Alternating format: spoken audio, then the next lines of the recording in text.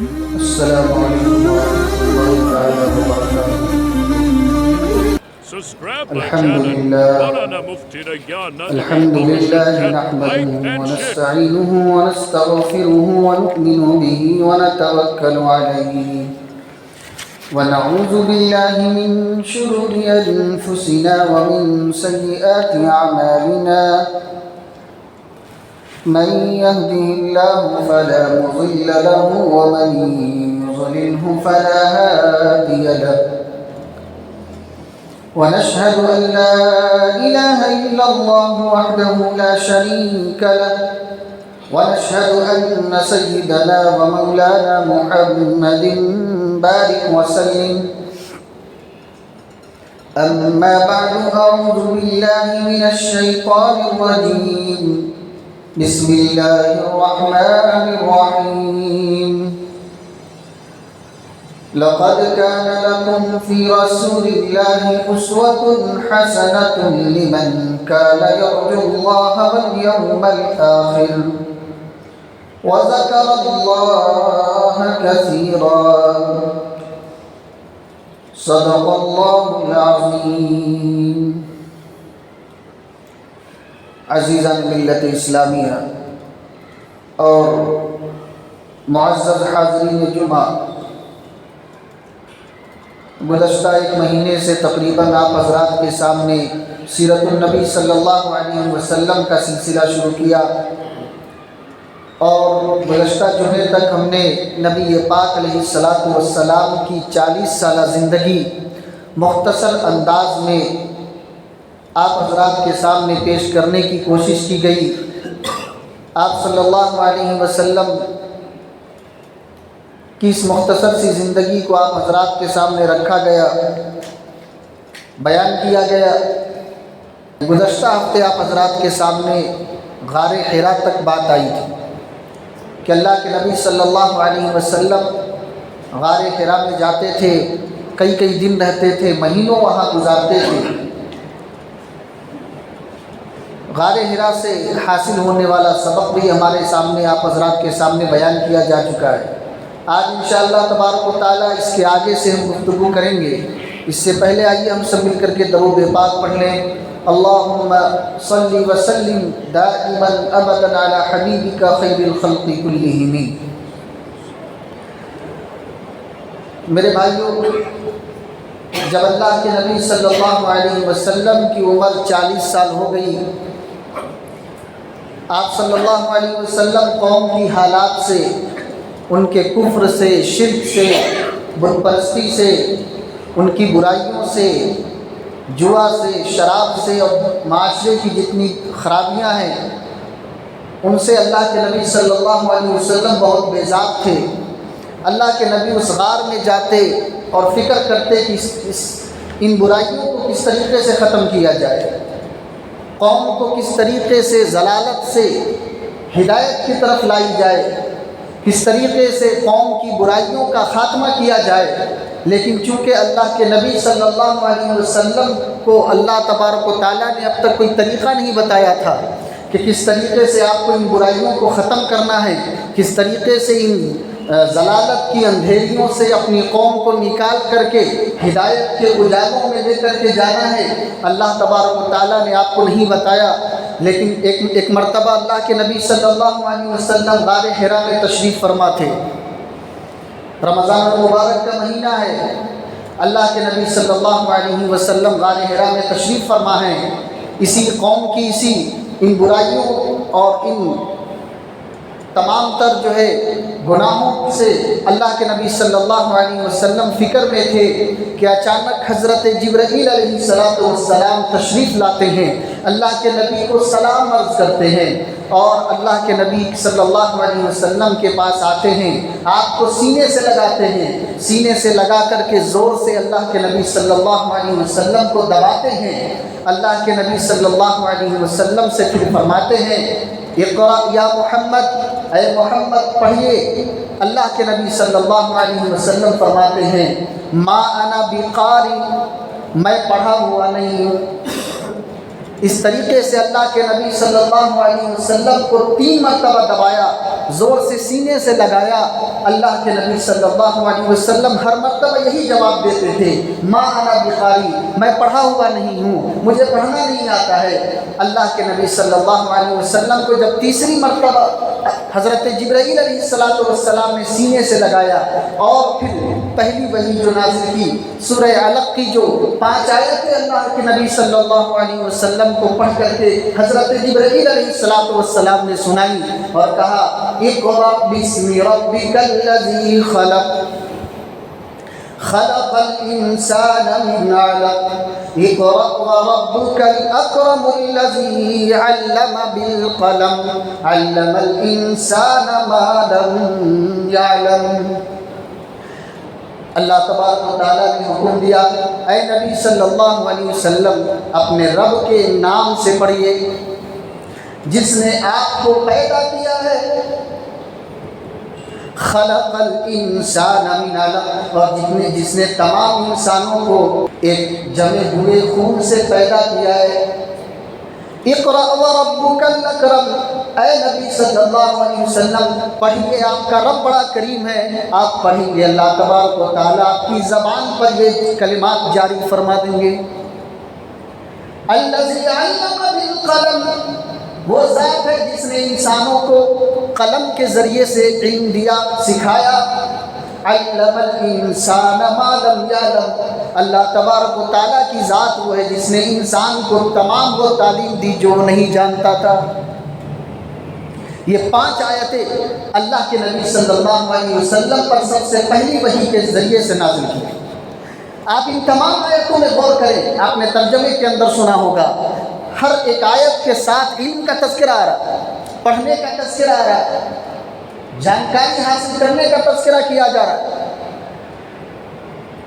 معاشرے کے اندر کفر عام ہے، شرک عام ہے، بت پرستی پھیلی ہوئی ہے، جہالت کی گھٹا ٹوپ اندھیریاں ہیں، جوا ہے، شراب ہے، زنا ہے، تمام برائیاں معاشرے کے اندر پھیلی ہوئی ہیں۔ لیکن پہلی وحی جو آتی ہے، سب سے پہلے جو قرآن کی آیت نازل ہوتی ہے، اللہ کے نبی کو یہ نہیں کہا جاتا اے اللہ کے نبی جائیے اور جا کر کے کفر کو ختم کر دیجئے، اللہ کے نبی جائیے اور شرک کو ہٹا دیجئے، مورتیوں کو بتوں کو توڑ دیجئے۔ اللہ کے نبی صلی اللہ علیہ وسلم جائیے اور شراب کو حرام کر دیجئے، کہا نہیں، اللہ کے نبی آپ اٹھیے اور سب سے پہلے اس قوم کو تعلیم دیجئے، سب سے پہلے اس قوم کو یہ بتائیے کہ ان کے لیے علم کا حاصل کرنا کتنا ضروری ہے۔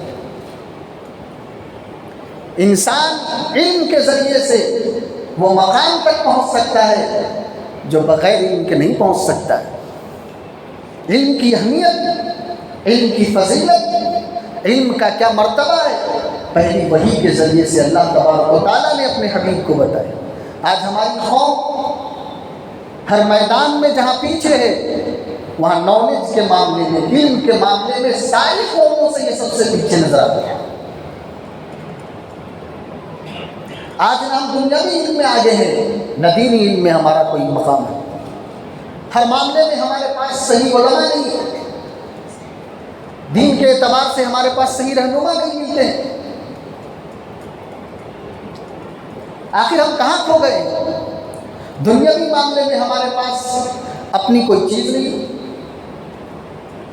نہ ہمارے پاس ڈھنگ کے کالجز ہیں، نہ اسکول ہیں، نہ ہمارے پاس ڈھنگ کے کوئی ایسے دواخانے اور ہاسپٹلس ہیں جن پر ہم یہ بھروسہ کر کے کہہ سکتے ہیں کہ یہاں پر انسانیت کی خدمت کی جاتی ہے۔ یہاں پر پیسے کو لوگ پوچھتے نہیں ہیں، یہاں کے ڈاکٹر دین کے لیے خدمت کرتے ہیں، قوم کے لیے خدمت کرتے ہیں، انسانیت کے لیے خدمت کرتے ہیں۔ یہاں کے انجینئر انسانیت کے لیے جو ہے کام کر رہے ہیں، یہاں کے لائر حق کے لیے، ظالم کا ہاتھ توڑنے والے ہیں، مظلوم کا ہاتھ پکڑنے والے ہیں۔ ایسے کوئی ڈاکٹر نہیں، ایسا کوئی انجینئر نہیں، ایسا کوئی لائر نہیں، ایسا کوئی پروفیسر نہیں، ایسا ہم دنیا کے معاملے میں دیکھتے ہیں، نہ دین کے معاملے میں ہمارا کوئی صحیح رہنما نظر آتا ہے۔ جس نبی کی پہلی تعلیمات پڑھنے اور پڑھانے سے دی جا رہی ہے، آج ہمارا پورا نوجوان معاشرہ موبائل میں ڈوبا ہوا ہے، سوشل میڈیا پر ڈوبا ہوا ہے۔ کھانے کمانے کے اندر مست ہے، ان کو اپنے فیشن سے مطلب ہے، ان کو اپنی دنیا کی عیش و آرام سے مطلب ہے۔ پوری دنیا ترقی کرتی جا رہی ہے، علم حاصل کرتی جا رہی ہے، اور جس نے سب سے زیادہ ترقی کی ہے ٹیکنالوجیز کے دور کے اندر، وہ آج اس نے پوری دنیا کو غلام بنا رکھا ہے، اور ہم مغلوب ہیں، کیونکہ ہمیں علم سے سروکار نہیں۔ ہمیں تو بس یہ ہے کہ اچھا کھانا مل جائے، اچھی بریانی مل جائے، اچھی ایک کولڈ ڈرنک مل جائے، اچھا ایک سگریٹ مل جائے، ہم تو اسی پر خوش ہیں۔ ہمارے لیے رہنے کا مکان ہے، کھانے کے لیے سامان ہے، بس ہم اسی میں خوش ہیں میرے بھائی۔ اس پہلی وحی کی تعلیمات سے ہمیں سبق حاصل کرنا ہوگا۔ اس جہالت بھرے معاشرے کے اندر جہاں پر کوئی حکومت کرنا گوارا نہیں کرتا تھا، اس کو بتایا گیا کہ اس جہالت کا خاتمہ اگر کیا جا سکتا ہے معاشرے سے تو علم ہے، علم سیکھنا پڑے گا۔ اور ہر پوری دنیا کے اندر علم والے کی قدر رہی، ہر زمانے کے اندر۔ ایک وقت تھا جب مسلمانوں کے پاس نالج تھا، علم تھا، تو پوری دنیا جو ہے مسلمانوں کے پاس آتی تھی اور علم حاصل کر کے جاتی، کچھ فیض لے کر کے جاتی تھی۔ آج ہم بتائیں ہم دنیا کو کیا دے رہے ہیں؟ ہمارے پاس دینے کے واسطے ہے کیا؟ ہم نے کبھی غور کیا؟ ہم تو لینے والے ہیں۔ ہاتھ پھیلائے ہوئے روٹی دے دو، ہاتھ پھیلائے ہوئے کپڑا دے دو، ہاتھ پھیلائے ہوئے بریانی دے دو، ہاتھ پھیلائے ہوئے پیسہ دے دو۔ ہر جگہ اگر کوئی قوم سب سے زیادہ بھیک مانگتی ہوئی نظر آتی ہے تو یہ مسلم قوم ہے۔ ہم نے کبھی غور نہیں کیا؟ یہ ہمارا معاشرہ جو شادی اور بیاہ کے موقع پر لاکھوں روپئے فضول میں اڑا دیتا ہے، گانے بجانے کے آلات پر ہزاروں روپئے خرچ کر دیتا ہے، میوزک کے نام پر لاکھوں روپئے کا جو ہے سامان لا کر کے اسے ایک رات کے لیے ضائع کر دیتا ہے، لاکھوں کا کھانا شادی بیاہ کے موقع پر برباد کر دیتا ہے، دکھاوے کے لیے لاکھوں کا کپڑا پھینک دیتا ہے۔ وہ قوم کبھی اپنی ترقی کے لیے ہزار روپئے خرچ کرنا ہو آگے نظر نہیں آتی۔ قوم کی ترقی کے لیے ارے ایک اسکول ڈھنگ کا نہیں ہے ہمارا اس گاؤں کے اندر، ایک کالجز نہیں ہے جہاں ہم ڈاکٹرز بنا سکے، جہاں ہم ڈھنگ کے لائر بنا سکے، جہاں ہم ڈھنگ کے انجینئر بنا سکے، جہاں ہم ڈھنگ کے پروفیسر بنا سکے۔ ہم کس جہاں میں کھوئے ہوئے؟ اپنے آپ کو جگائیے، یہ وقت جگانے کا ہے۔ اگر آج آپ قوم کے لیے مفید نہیں بنیں گے، اگر آج آپ نے اس قوم کے لیے کوئی خدمت نہیں کی اور آج آپ انسانیت کے لیے فائدہ مند نہیں بنیں گے تو یاد رکھ لیجئے پھر مخلوقات کو آپ کی ضرورت نہیں ہے۔ جس نبی کی تعلیمات میں یہ کہا تھا خیر الناس من ينفع الناس، تم میں سب سے بہتر لوگ وہ ہیں جو انسانیت کے لیے سب سے زیادہ نفع بخش ہیں، جس سے سب سے زیادہ انسانوں کو نفع ہوتا ہے، لوگوں کو فائدہ پہنچتا ہے، وہ سب سے زیادہ اچھا انسان ہے۔ اور آج ہمارا حال یہ ہے، ہم مسلم معاشرے کا اور مسلم کمیونٹی کا حال یہ ہے کہ وہ یہ سمجھتی ہے کہ سب سے زیادہ لوگوں سے فائدہ ہمیں کیسے حاصل ہو جائے، یہ ہماری سب سے زیادہ کامیابی ہے۔ ہم کتنا زیادہ لوگوں کا استعمال کرنے والے بن جائیں، لوگوں سے فائدہ اٹھانے والے بن جائیں، یہ ہماری کامیابی ہے، یہ سب سے زیادہ چالاکی ہے، یہی سب سے زیادہ ہوشیاری ہے۔ اور اللہ کے نبی نے فرمایا سب سے بہتر انسان وہ ہے، سب سے چالاک انسان وہ ہے، سب سے اچھا انسان وہ ہے جو لوگوں کو سب سے زیادہ نفع پہنچانے والا ہے۔ ہر شخص سننے کا جائزہ لے، ہم سے کتنوں کو نفع پہنچ رہا ہے؟ ارے ہم سے تو ہمارے گھر کو نفع نہیں ہے، ہم سے تو ہماری بیوی کو نفع نہیں ہے، ہم سے تو ہمارے والدین کو نفع نہیں ہے، ہم سے تو ہمارا بھائی وہ نفع میں نہیں ہے، ہم کہاں کھوئے ہوئے؟ جائزہ لیجیے میرے بھائی۔ تو یاد رکھ لیجئے اگر آپ سے اس ملک کا فائدہ نہیں ہوگا، آپ سے اس قوم کا فائدہ نہیں ہوگا، آپ سے انسانیت کا فائدہ نہیں ہوگا تو پھر انسانیت کو بھی، قوم کو بھی، ملک کو بھی آپ کی کوئی ضرورت نہیں، اور چائے کی مکھی کی طرح آپ کو نکال کر کے باہر پھینک دیں۔ اس لیے نفع بخش بنیے۔ تو سب سے پہلی وحی قرآن کریم کے اندر نازل کی گئی اور زور کس پر دیا گیا؟ اے نبی کفر کو ختم کیجئے، کہا نہیں، علم کی دعوت دیجئے، پڑھنے کی بات کیجئے، نالج کی بات کیجیے، کیونکہ علم ہی وہ دولت ہے جس سے جہالت کا خاتمہ کیا جا سکتا ہے، معاشرے کی برائی علم کے ذریعے سے ختم کی جا سکتی ہے، علم ہی وہ طاقت ہے جو حقیقی رب کو پہچاننے میں ہماری مدد کر سکتا ہے، علم ہی وہ طاقت ہے جو صحیح اور غلط کی تمیز ہمارے درمیان پیدا کر سکتی ہے۔ تو اللہ کے نبی صلی اللہ علیہ وسلم پر ابتدائی 5 آیتیں نازل ہوئی۔ اللہ کے نبی صلی اللہ علیہ وسلم گھبرائے ہوئے تشریف لائے، کیونکہ اللہ تبارک و تعالیٰ نے آپ کو نبی بنایا تھا، اور ایسا نہیں، نبی الانبیاء بنایا، خاتم الانبیاء بنایا، آپ کو رسول بنایا، اور یوں ہی نہیں، پوری دنیا کی رسالت کی ذمہ داری آپ کے کندھوں پر دی گئی۔ آپ صلی اللہ علیہ وسلم کے کندھوں پر ایک بڑی ذمہ داری تھی، جس کے بوجھ کی وجہ سے اللہ کے نبی کپ کپانے لگے۔ گھبراہٹ کے عالم میں اللہ کے نبی اپنے گھر پہنچتے ہیں، حضرت خدیجہ سے کہتے ہیں، اے خدیجہ زملونی زملونی، اے میری بیوی مجھے چادر اڑا دو، مجھے چادر اڑا دو۔ پورا واقعہ اپنی بیوی سے بتایا۔ اللہ کے نبی صلی اللہ علیہ وسلم نے ایسا معاملہ غار حرا کے اندر پیش آیا ہے۔ اس کے بعد اللہ کے نبی نے فرمایا، اے خدیجہ لقد خشیت علی نفسی، اے خدیجہ مجھے ڈر ہے کہ میں اس ذمہ داری کو ادا نہ کر سکوں اور میں ہلاک ہو جاؤں۔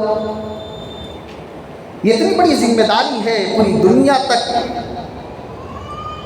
حقیقت کا پیغام پہنچانا، اللہ کی وحدانیت کا پیغام پہنچانا، ظلم کا خاتمہ کرنا، برائیوں کا خاتمہ کرنا،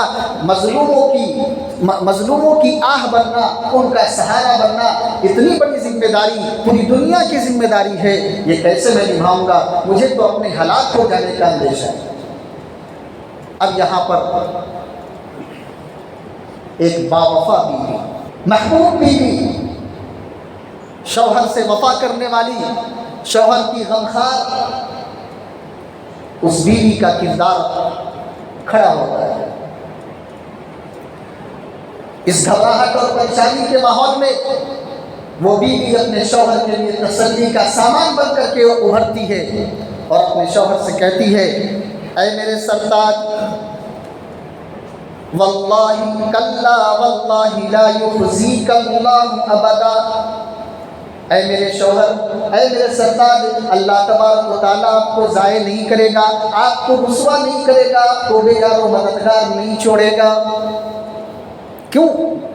اب اللہ کے نبی کی کوالٹیز بتائی کہ آپ کے اندر کیا کوالٹی ہے، کیا صفت ہے۔ آپ رسوا نہیں ہوں گے، آپ کے ساتھ اللہ کی مدد ہوگی۔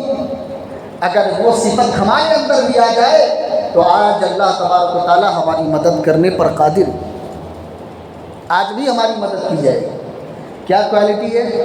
دیکھیے، بیوی بتاتی ہے، اے نبی صلی اللہ علیہ وسلم، انک لتصل الرحم، آپ رشتوں کو جوڑنے والے، آپ صلہ رحمی کرنے والے ہیں، آپ رشتہ داروں کی مدد کرنے والے ہیں۔ اب ہم میں سے اتنے آدمی بیٹھے ہیں، ہم سب دیکھ لیں کہ ہم سے کتنے رشتہ دار جو ہے خوش ہیں۔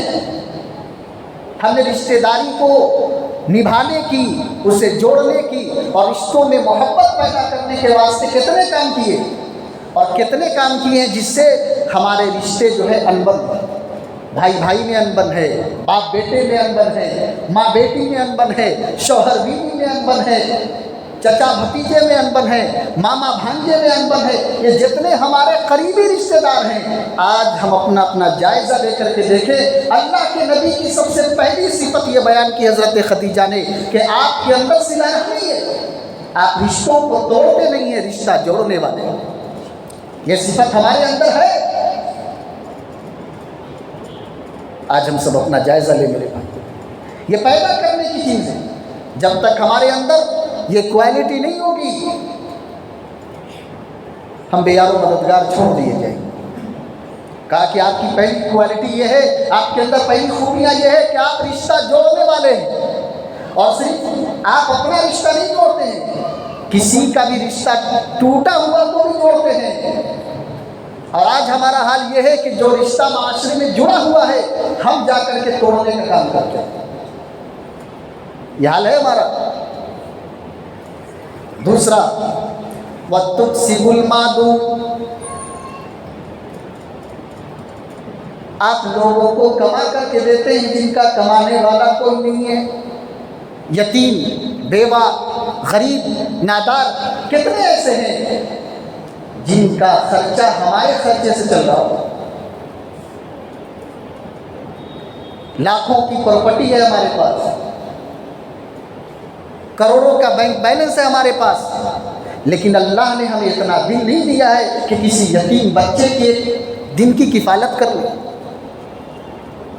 नहीं है, क्योंकि दुनिया की ख्वाहिशात में हम पड़ गए हैं। अगर अल्लाह के नबी की वो बातें भी तो सच है ना। अल्लाह के नबी ने कहा इब्ने आदम, अगर एक सोने की वादी मिल जाए, यानी एक पूरा सोने का इलाका उसको मिल जाए, फिर भी उसको दूसरे की ख्वाहिश है, उसका पेट नहीं भरेगा। दूसरा मिल जाए तो कहा तीसरे की ख्वाहिश होगी, तीसरा मिल जाए, तीसरा मिल गया, कहा चौथे की ख्वाहिश होगी, इंसान का पेट जो है कब्र की मिट्टी भरे। नबूवत अभी आपको नहीं मिली है, उससे पहले की क्वालिटी बताई जा रही है कि अल्लाह के नबी के अंदर ये सिफात थी, ये खूबियाँ थी कि वो रिश्तेदारी का ख्याल करते थे।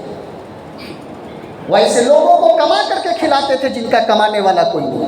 हमारे घर में रोजाना 3 वक्त का खाना बर्बाद होता है, 3 लोगों का खाना बर्बाद होता है, लेकिन हमारे अंदर अल्लाह ने कभी ये तौफीक नहीं दी है कि किसी एक यतीम की एक टाइम के खाना अपने जिम्मे ले ले कि हर दिन तुम्हारे ज़ोहर का खाना हमारे पास है, असर का खाना हमारे पास है, ईशा का खाना हमारे खर्चे से आएगा तुम्हारे, तुम बेफिक्र रहो, एक वक्त की जिम्मेदारी मैं लेता हूँ। ऐसे कैसे कितने यतीम हैं, कितने गरीब हैं, कितने नादार हैं जिनके बच्चों की और जिनके पढ़ाई की या जिनकी जिस एतबार से भी मदद करनी हो हमने अपने ज़िम्मे ले रखी हो कि अपने महीने की सैलरी से, अपने महीने की आमदनी से हमने फला गरीब की मदद करनी। बल्कि हमें तो कभी ये ख्याल भी नहीं आया, हाँ कोई मांगने वाला आ गया हो तो 150 निकाल देते, मस्जिद में आना हो तो 10 रुपये का नोट तलाश करते। दिल के अंदर ये तौफीक नहीं होती है कि जो पैसा हमारा सही जगह लगने वाला है, जिस पैसे एक एक पैसे पर अल्लाह 700 रुपये खर्च करने का सवाब देगा, वहाँ खर्च करने के लिए हम अपने जेब से छोटे नोट तलाश करते हैं कि ऐसा ना हो कि धोखे से बड़ा नोट निकल जाए और हमारा करोड़ों का नुकसान हो जाए। 10 रुपया पहले जेब में टो लेते हैं, 10 का तो है कि नहीं, सभी 50 का निकल गया। मेरे भाइयों, कहाँ हैं आप? झांकिए जरा हम सब अपने अपने गरीबानों के। ये उस नबी के मानने वाले हैं जिस नबी का ये मिशन था कि जिसका कमाने वाला कोई ना हो उसको कमा के खिलाने वाले हम, जिसकी मदद करने वाला कोई ना हो उसकी मदद करने वाले हम हो, जिसको पूछने वाला कोई ना हो उसके पूछने वाले हम हो। ऐसे कहाँ है वो उम्मती, ऐसे कहाँ है वो आशिक, ऐसे कहाँ है वो सुन्नी? उम्मत आज ऐसे सुन्नियों की तलाश में है, उम्मत आज ऐसे आशिकों की तलाश में है, उम्मत आज ऐसे कलमा पढ़ने वालों की तलाश में है जिसके नबी का काम तो ये हो लेकिन उसकी उम्मती का काम ना हो, जिसके नबी का अमल तो ये हो उसकी उम्मती का अमल ना हो, और फिर भी आशिक रसूल हो तो लानत हो ऐसी आशिकी पर। किस मुंह से हम कहें कि हम आशिक रसूल है? मेरे भाइयों, बीवी कह रही, बीवी से अगर हमारी पूछी जाए तो शायद हमारी बीवी की ज़बान से कभी कोई अच्छाई हमारे बारे में नहीं हो, लेकिन अल्लाह के नबी की बीवी है, ये खूबियाँ बयान कर रही है। अल्लाह के नबी ये काम करते हैं। और क्या करते हैं? वत्तुक़रिज़्ज़यफ़, मेहमानों की मेहमान नवाजी करते हैं। आज हमारे घरों के अंदर मेहमान आ जाए, सबसे पहले हमारे घर की औरतों के चेहरे जो है काले पड़ जाते हैं। ये क्या, इसकी भी खिदमत करनी पड़ेगी, यहाँ तो मैं शौहर की नहीं कर रही हूँ, इसको अब कौन पका करके खिलाएगा? मेरा बस चले तो मैं ही शौहर को बावर्ची खाने में डाल दूँ किचन में, ये पका के मुझे खिलाए, मुझे इसको पका के खिलाना पड़ेगा। तो बड़ा अजीब मसला है। تو ہمارے عورتوں کے چہرے کیا ہو جاتے ہیں بھائی؟ مہمان کو دیکھتے ہی سکڑ جاتے ہیں. کیا جی پھر تو اس بار مہمان کو بلا کر کے لے آیا، اگلی بار سے اگر کوئی مہمان آیا میرے گھر کے اندر تو پکا کر کے کھلائے گا. شوہر بیچارہ ڈر جاتا ہے، کہتے ہیں نکو باہر ہی کیا چائے بسکٹ کھلا کر کے روانہ کرتے ہیں، گھر میں لاوے گا نہیں. آج یہ حالت ہے ہمارے گھروں کی. اور اللہ کے نبی کی صفات بیان کی جا رہی ہے. اور صفات کیسے بنتی ہے؟ مثلا اگر مجھے کوئی کہے کہ آپ روزے دار ہے، ایک دن کا روزہ رکھنے سے کوئی روزے دار بنتا ہے؟ مجھے کوئی کہے کہ آپ نمازی ہیں، ایک ٹائم کی نماز پڑھنے سے کسی کو نمازی کہا جائے گا؟ نہیں کہا جائے گا نا. اسی طریقے سے کوئی ایک دن کھانا کھلا دے سال میں تو اس کو مہمان نواز کہا جائے گا؟ کیا کہا جائے گا؟ نہیں کہا جائے گا نا. اللہ کے نبی کی صفات کیا بیان کی جا رہی ہے؟ آپ مہمانوں کو کھانا کھلانے والے، تو ایک دن کا کھانا کھلانے سے کوئی مہمان نواز بنتا ہے؟ تو اللہ کے نبی کی مستقل عادت تھی کہ اللہ کے نبی کیا کرتے تھے؟ کھانا کھلاتے تھے. آج ہم اس عمل کو بھول چکے ہیں میرے بھائیوں. یہ زندہ کیجئے، کھانا کھلائیے اپنے خرچے سے، اپنے جیب سے. کچھ پیسہ غریبوں پر جائے آپ کا ہمارا. اس کے بعد اللہ کے نبی کی ایک اور خوبی بیان کرتی ہیں، وَتُعِينُ عَلَى نَوَائِبِ الْحَقِّ. اور حادثات نے جس کو پریشان کر دیا ہے اس کی آپ مدد کرتے ہیں، اس کے آپ مددگار بنتے ہیں. یہ 4-5 کوالٹی اللہ کے نبی کو بیان کر رہی. کون؟ اللہ کے نبی کی، ہم سب کی ماں حضرت ام خدیجہ رضی اللہ تبارک و تعالی عنہا. ایسی باوفا بیوی جب میری ماں اور بہنوں آپ بنتی ہیں تو پھر شوہر کے دل کے اندر صرف آپ ہی راج کرتی ہیں. اللہ کے نبی نے 50 سال تک جب تک یہ زندہ تھی کوئی دوسری شادی نہیں کی تھی، کیونکہ بیوی ایسی تھی، اپنا سب کچھ قربان کر دیا. پھر بھی وہ اللہ کے نبی سے اپنے شوہر سے راضی ہیں. آج شوہر سب کچھ قربان کر دیتا ہے پھر بھی ناراض ہے. سب کچھ قربان کر دیا حضرت خدیجہ نے اللہ کے نبی پر، اور پھر بھی اللہ کے نبی سے خوش ہیں. اور ہماری بیویاں، ہماری بیٹیاں دیکھ لیں، شوہر سارا قربان کر دیا ہے پھر بھی ناخوش ہے. تو سیرت کا یہ سبق اگر ان کو پڑھایا جائے، ان کو بتایا جائے، تو میرے بھائیوں یہ کمی ہماری ہے کہ ہم نے نہیں بتایا، ہم نے پڑھایا نہیں، ان کو علم ہی نہیں دیا، وہ کیا جانیں گے. تو اللہ، اگر آپ یہ چاہتی ہیں کہ شوہر کے دل میں ہماری محبت پیدا ہو تو آپ کو اپنے شوہر پر ہر چیز قربان کرنا پڑے گا.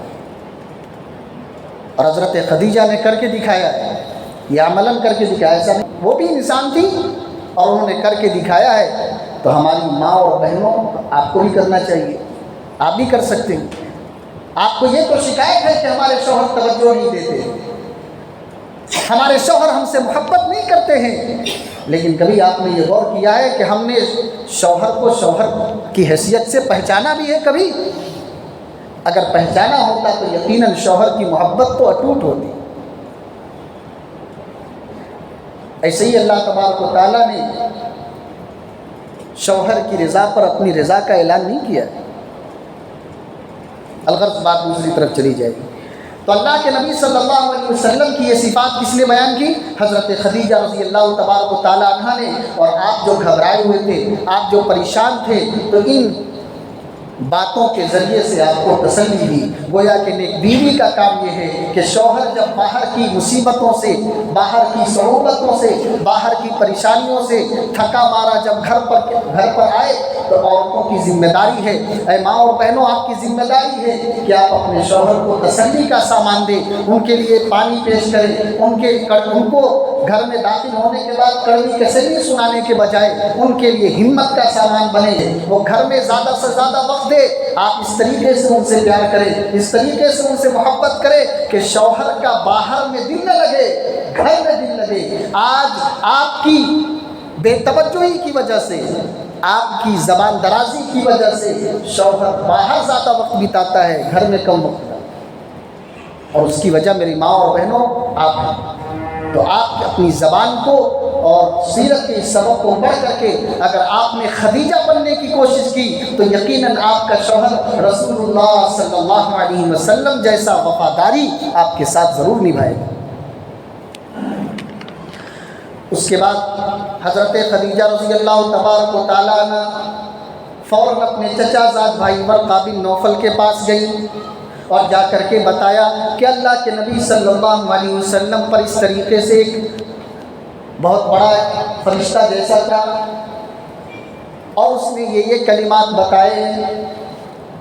ورقہ بن نوفل جو تھے وہ آسمانی کتابوں کے عالم تھے، انہوں نے پہچان لیا کہ یہ تو وہی فرشتہ ہے جبرائیل علیہ السلام جو پہلے بھی نبیوں پر آیا کرتے تھے، حضرت عیسیٰ پر آئے ہیں، حضرت موسیٰ پر آئے ہیں، یہ تو تمہارے شوہر اللہ کے نبی ہیں۔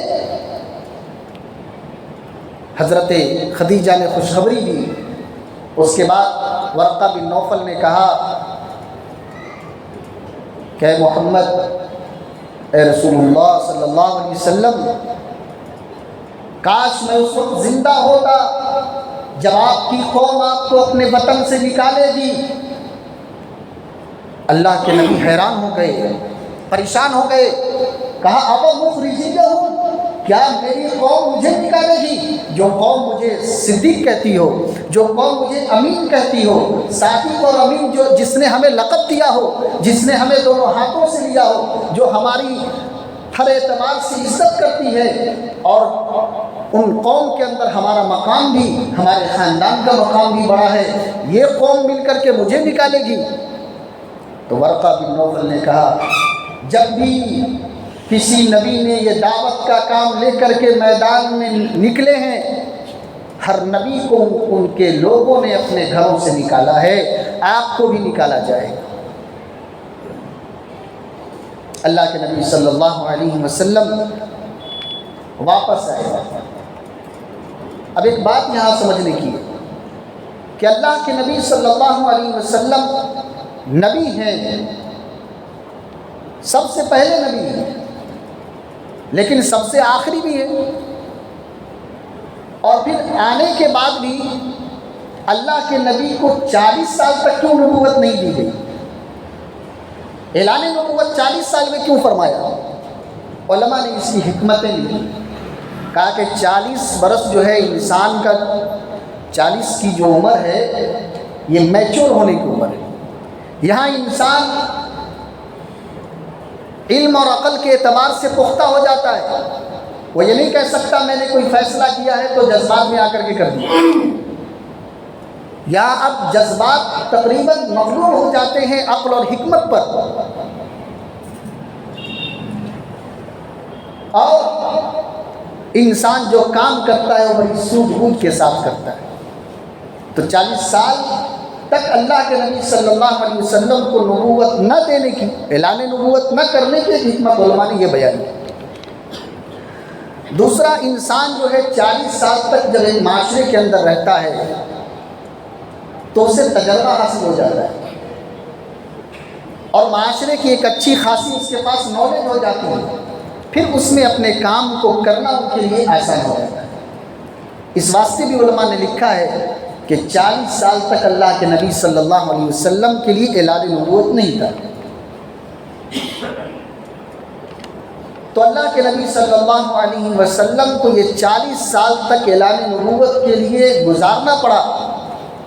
اس کی ایک حکمت علماء نے یہ بھی لکھی ہے کہ جب اللہ کے نبی صلی اللہ علیہ وسلم 40 سال تک ان کے درمیان گزارے، اور گزارنے کے بعد ان کے کیریکٹر کو، ان کی زندگی کو دیکھیں گے، تو دیکھنے کے بعد جب لوگ یہ کہیں کہ یہ صادق ہیں، سچے ہیں، جب لوگ یہ کہیں کہ یہ امین ہیں، امانت دار ہیں، اور پھر جب اللہ کی امانت اترے، اللہ کا سچا کلام اترے، تو پھر قوم کے لوگوں کو یہ کہنے کی گنجائش نہ ہو کہ یہ تو کاذب تھا، جھوٹا تھا، اس نے جھوٹی بات کہہ دی، یہ تو خائن تھا، بے ایمان تھا، اس کے پاس اللہ کی امانت کہاں سے آ سکتی ہے؟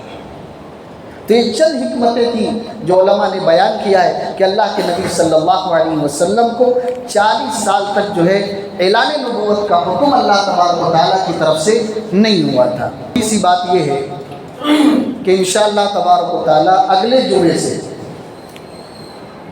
1 بجے بیان شروع ہوگا اور 1:30 بجے یعنی 1:30 پر ختم کر دیا جائے گا، جو کہ اس ہفتے سے ارادہ تھا، لیکن چونکہ اعلان کرنا مقصود تھا اس لیے گزشتہ ہفتے آپ حضرات تک بات نہیں پہنچ سکی، اس لیے آج کی اس ہفتے میں آپ کے سامنے رکھ رہا ہوں کہ 1:30 بجے تک انشاءاللہ تبارک و تعالیٰ بات ختم ہو جائیں گی، اور آپ حضرات آنے کے بعد سنت نہ پڑھیں، کیونکہ سنت پڑھنے کے لیے الگ سے وقت دیا جا رہا ہے، تو اگر سنت پڑھنا ہے تو پھر یہ وقت لے لیا جائے، اور اگر نہیں پڑھنا ہے، پہلے پڑھ لینا ہے، تو پھر یہ وقت ختم کر دیا جائے، اور اگر پہلے نہیں پڑھیں بعد میں پڑھیں تو یہ وقت جاری رہے۔ تو آپ حضرات آ کر کے ڈائریکٹ بیان میں بیٹھ جائیں، سنت انشاءاللہ پڑھنے کے لیے 5 منٹ کا وقت دیا جائے گا، اس کے بعد 5 منٹ خطبہ ہوگا، اور انشاءاللہ تبارک و تعالیٰ نماز جو ہے جماعت کھڑی کر دی جائے گی۔ تو آپ حضرات سے گزارش ہے کہ وقت پر پہنچے، انشاءاللہ یہ بڑا ہی قیمتی بیان ہے، یہ آپ میں کتنی بار پڑھنے کے بعد، کتنے صفحے پڑھنے کے بعد آپ حضرات کے سامنے رکھتا ہوں اتنے وقت کے اندر، تو آپ حضرات کی سہولت کے لیے، آپ حضرات کی آرام کے لیے میں اتنی محنتیں کر رہا ہوں کہ آپ حضرات تک صحیح بات پہنچے، اللہ کے نبی کی سیرت پہنچے۔ آپ حضرات اگر نہیں ہوں گے تو یہاں کس کو سنائیں؟ جنات کو سنائیں، فرشتوں کو سنائیں، کس کو سنائیں؟ آپ حضرات کے لیے ہفتوں بھر محنت کر کے لاتے ہیں، تو آپ حضرات اگر شروع میں آئیں اور اپنے دوست احباب کو بھی لے کر کے آئیں، تاکہ ان تک بھی اگر اللہ کے نبی کی یہ سیرت پہنچے، اور شاید سیرت کا کوئی ایسا باب ان تک پہنچ جائے اور جس سے ان کی ہدایت کا ذریعہ بن جائے، تو ہماری نجات کے لیے کافی ہو جائے گا۔ اللہ رب العالمین ان تمام کہی ہوئی باتوں پر سب سے پہلے مجھے عمل کرنے کی توفیق عطا فرمائے، آپ حضرات کو بھی عمل کرنے کی توفیق عطا فرمائے۔ وآخر دعوانا ان الحمد للہ رب العالمین۔ جو حضرات سنت نہیں پڑھیں سنت